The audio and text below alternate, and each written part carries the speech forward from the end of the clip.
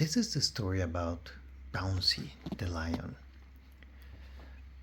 Bouncy the lion lived in another dimension, and in his dimension, lions were the smartest creatures in the planet. So they lived very similar to how you and I live as humans.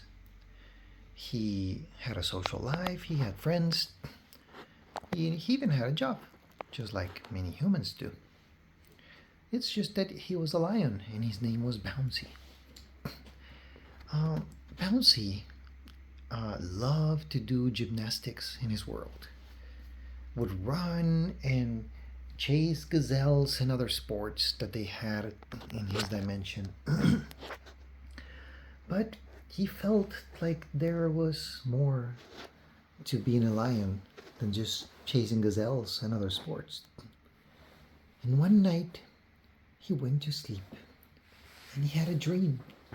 And he dreamed that he was a human, a girl human. Wasn't that strange? And this girl human was about 8 years old. And she loved to do the flip and do the flop. And so Bouncy the lion remembered his dream and had a great idea. What if, when I go back to my lion world, I teach everybody how to do the flip and do the flop? And that's what he did. The next time he was with his buddies, he said, "Guys, I need to teach you something that I learned on a dream." "Huh? What?" said one of his friends. "Oh, come on, a dream? Let's go chase gazelles." No, guys, I have to show you something new." "Oh, can you be quick? There's a gazelle with my name on it," said the other friend. "All right, here it is. This is the flip." And he did something like a flip. And everyone was like, "What's the purpose of that?" "You just do a flip, that's all." "And where's the gazelle?" "There's no gazelle," said Bouncy. "What do you mean there's no gazelle? What did you do that for?" "For fun." "Fun with no gazelle? I don't get it," said the other one. All right. This is it. I'm going to show you something else, something super funny and very special. And now you will see how important this is. "Oh, okay, all right," said the other friend. "I'm going to show you how to do the flop." "Ooh, here's the part where he catches the gazelle finally," said one of his friends to the other. And then he did the flop. And everybody was like, "Okay, you can do your flop anytime now." That was it. Wait, where's the gazelle? "Oh, guys, not everything is gazelles in life. What else is there but chasing gazelles?" said one of the lions. "Well, clearly there's the flip and there's a flop." "Boring," said one of his friends as he just took off to go see the gazelles.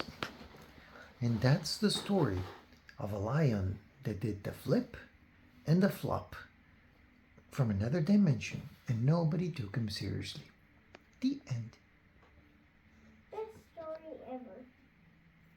Okay, but yesterday I said I would tell you 2 stories today. So what's your other story going to be about? About the most scary dream in the world. Okay, A nightmare. a nightmare. This was a night like no other. There was a full moon outside.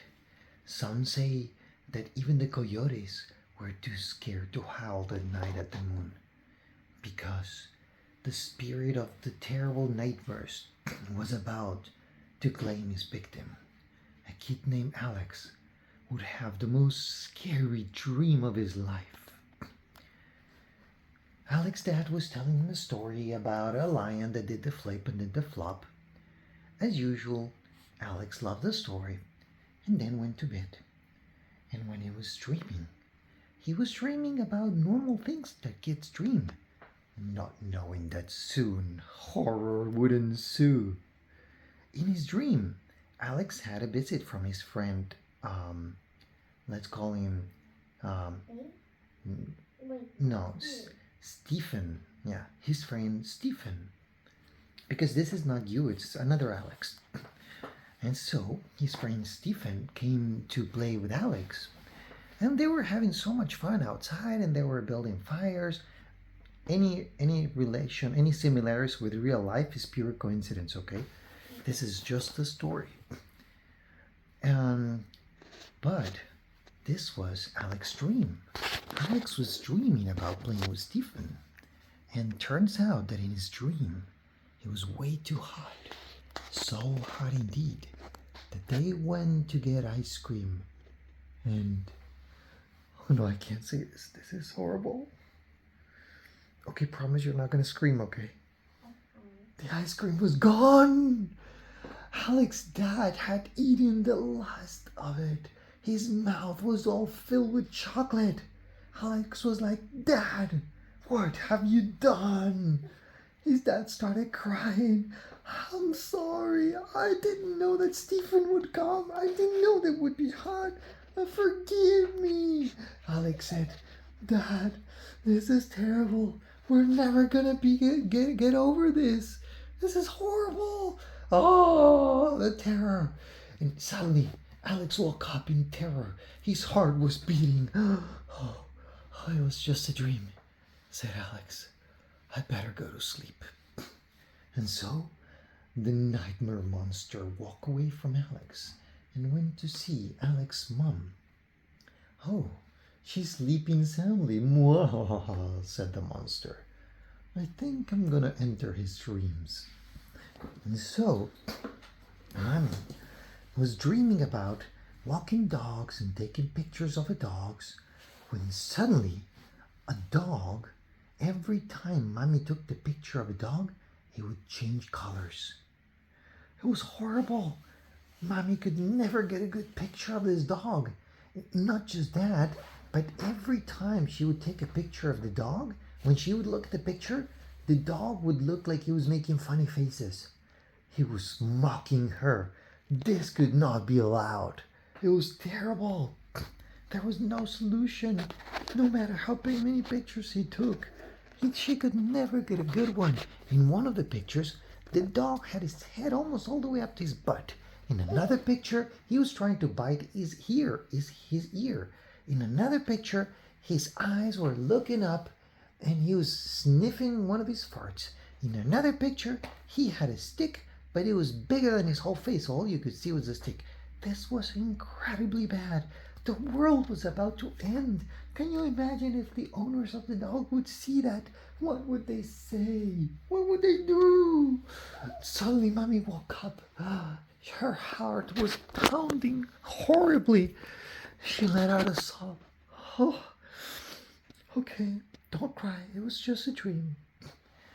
And as she laid back her head on her pillow and went back to sleep, the spirit of the bad dreams was looking for his next victim. Mwah. He found Alex's dad. And so he entered Alex's dad's dream. And suddenly he couldn't. He tried his best. He turned into a swarm of bees that had entered the house. He thought this is definitely gonna scare him. And Alex's dad said, Hey guys, come, look at this. We have bees. Aren't they beautiful? Here, I'll show you where the queen is. We're gonna capture the queen very carefully and we're gonna put them outside. And the evil spirit is like, hey, let me go, let me go. Ah. And everybody was like, wow, those are really cool bees. I hope they find a good home. Yes, I definitely hope they do. This is not ending here, said the evil spirit.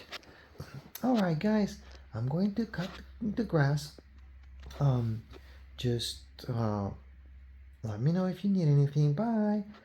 And the dad, in his dream, went to cut the grass.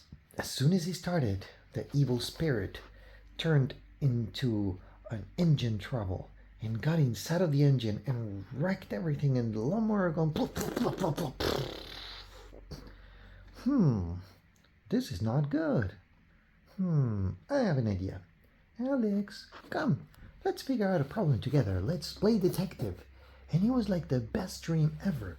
Alex and his dad were looking all around the engine and playing detective until the evil spirit got tired of jamming the engine and he got fixed. And they had a party, and Alex and his dad ended up cutting the whole grass together. This doesn't end here. Then his dad was dreaming about cooking a delicious meal. And you know how the griddle uses propane? Well, it started using farts, and he was so stinky smelly that he couldn't cook. And so, guess what? Alex dad was starting to feel bad. It was sad. And the evil spirit was like, yeah, finally. And in his dream, Alex's mom came and said, guys, what are you worried about? I just ordered us some pizzas. Yay! And everybody was happy and they ate pizzas while they watched the movie. And he said, this is not possible. This family is too happy. And that's how the evil spirit of horror gave up. But nevertheless, if you ever smell a fart in your dreams, be sure that it's not a full moon, or it could be one of those horror stories. The end. Best story ever. Good night, Pequeño.